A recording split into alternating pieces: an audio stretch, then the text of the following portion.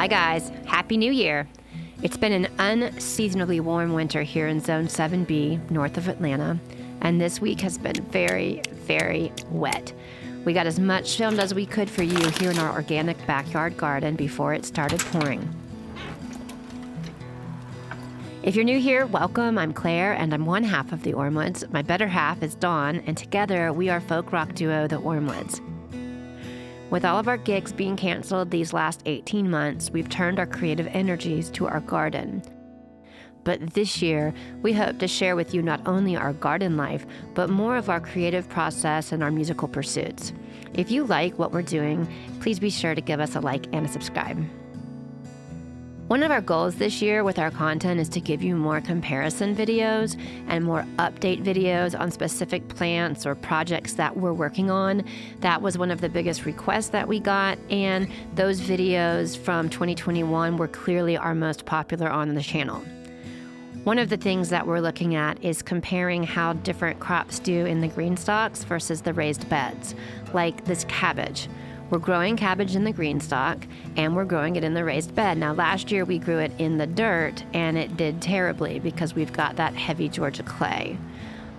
These plants were planted at the exact same time, and yet you can see how much bigger the cabbage right now in the raised bed is. We're both really curious to see if the green stalk will be able to produce the full-size cabbage because they take up so much space in the garden. A surprise joy that came out of this year's garden was how much we loved the flowers. That was not something we had planted that much of in previous years. So we definitely want to continue planting more flowers. And the fact that we have so much blooming in January is really incredible. It brings so much needed color on these rainy, gray, overcast days. And flowers are so good in the garden with bringing pollinators. Many of the flowers we grow can also be used medicinally or are entirely edible. Like, I really fell in love with nasturtiums this year. One of the projects that we're hoping to show you in updated segments throughout the year is this pumpkin patch. We have tried to grow pumpkins in the past, but not with any success, except for the one time we accidentally disposed of an old pumpkin in a corner of the yard, and it grew just perfectly. So this year we've taken our Halloween pumpkins, we've put them in this little circle, and we're gonna let them decompose, and we're hoping that the seeds will become plants and we'll have a full pumpkin patch by Halloween, one of our favorite holidays. The pumpkin plant vines, and it takes up a lot of space, so it's really gonna be interesting to see what the space looks like by the fall.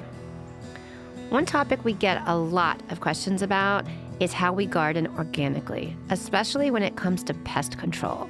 Here's one way we do this. This is called interplanting, and you can see we've got romaine lettuce, we've got garlic bulbs, we've got onions, we've got cabbages, all growing together, and that big thing in the middle is a mushroom, by the way, that just came out of our soil. But when you heavily interplant, it really confuses the pest because the different plant scents get muddled together and the bugs aren't really sure what's there.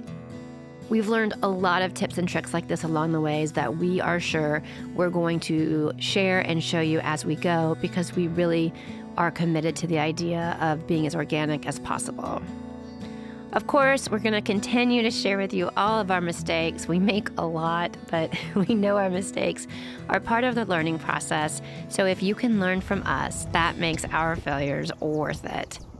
This is an example of some mulch that we bought for our hugelkultur bed, but of course it had all kinds of weed seeds in it.